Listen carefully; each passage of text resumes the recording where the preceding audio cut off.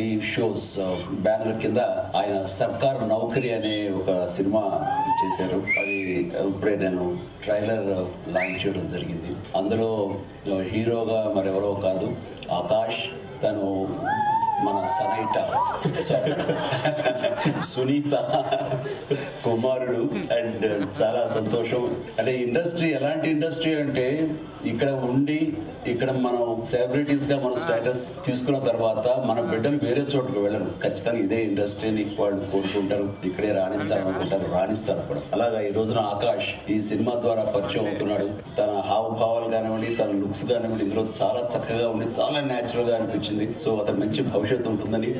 And Sunitha ఎలాగైతే కనుక ఇండస్ట్రీలో మంచి స్టేటస్ సంపాదించిందో, తల్లికి మించినటువంటి స్టేటస్, తల్లి గర్వపడే స్థాయికి తను ఆకాష్ నిలదొక్కుకోవాలని మనస్ఫూర్తిగా నేను కోరుకుంటూ all the very best Akash.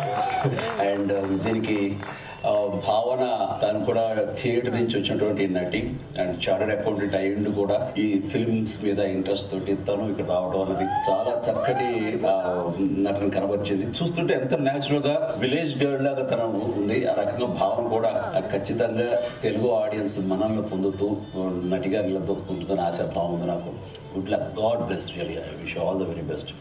And then డైరెక్టర్గా సర్కార్ నౌకరీ డైరెక్ట్ చేసినటువంటి రంగనమౌళి శేఖర్ ఈ సినిమాని డైరెక్ట్ చేశాడు. ఇది సెకండ్ ఫిల్మ్.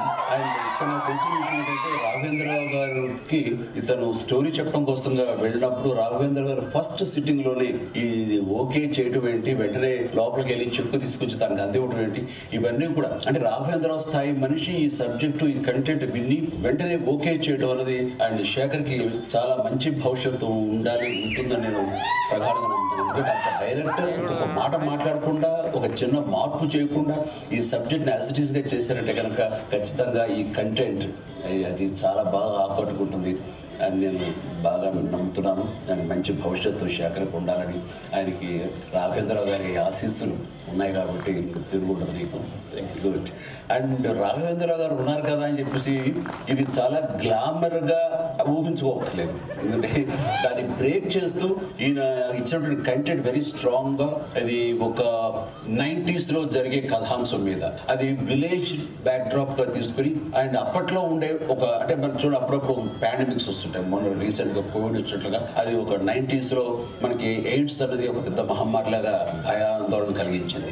సో అలాంటి దాన్ని బేస్ చేసుకుని ఒక సర్కార్ నౌకరీ, ఒక నవదంపతులు ఎలా ఉంటారు, వాళ్ళకి ఉన్నటువంటి బాధలు ఏంటి అనే ఇదువృత్తంతో చాలా ఇంట్రెస్టింగ్గా చేశారని చెప్తుంటే కనుక ఇట్స్ రియల్లీ నాకే చాలా సరదాగా ఉంది ట్రైలర్ చూసిన తర్వాత.